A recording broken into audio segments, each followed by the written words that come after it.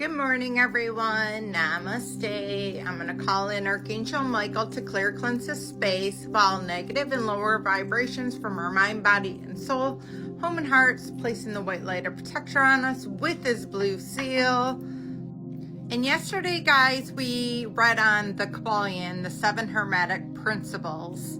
And today we're going to be reading on the Hermetic Marriage. And I've been reading this book a little bit longer.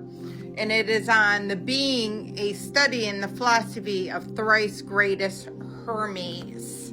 And I believe it's like a collaboration of it, not to take place of it, in my mind.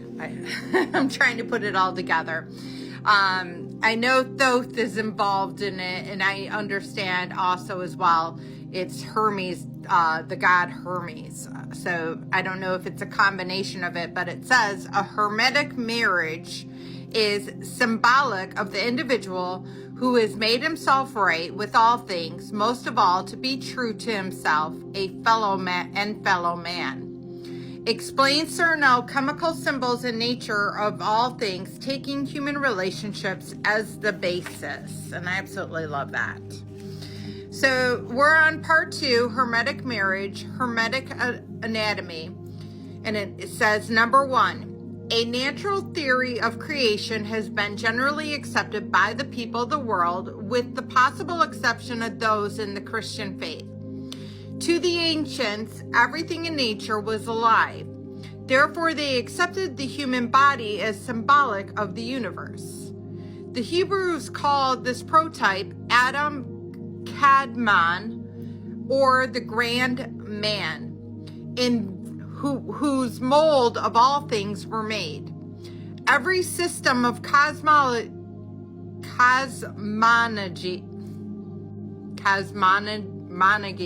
except the Christians, make the universe a living thing.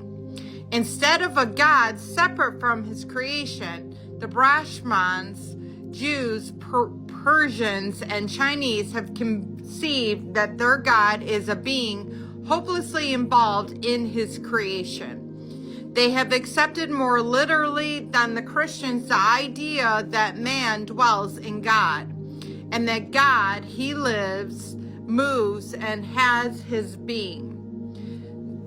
They called this the God of Macroprosopos, or the spirit of the grand man.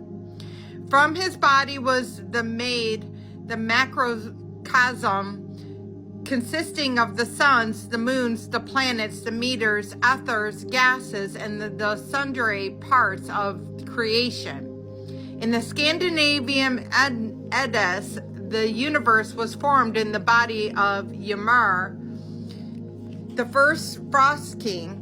In India, the universe was constructed from the person of Brahma, whose members became the various bodies of the visible cosmos. The Hermetists therefore said, "Man, know thyself, and thou, like God, art all wisdom and all power, and the shadow bearing witness unto the eternal." So I'm going to leave it at that because it's a lot to digest, and it's that I'm just going to leave it at that for that reason.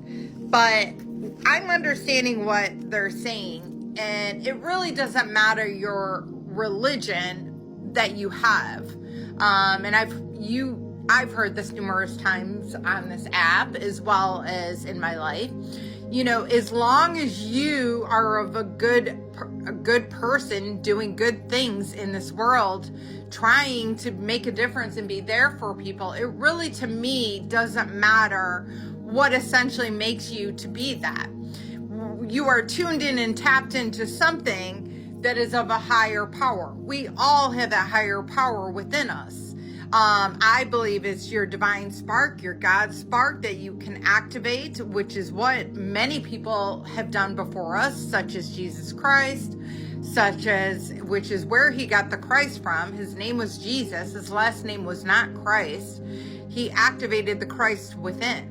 So did Buddha and many other people. So as far as the specifics of it, it's you with one consciousness of all the worlds coming together and uniting and pulling from that inner power so that you can transform your life and rid yourself of karma and elevate to a higher frequency to be one with God and the universe. And how beautiful is that? And who wouldn't want to do that?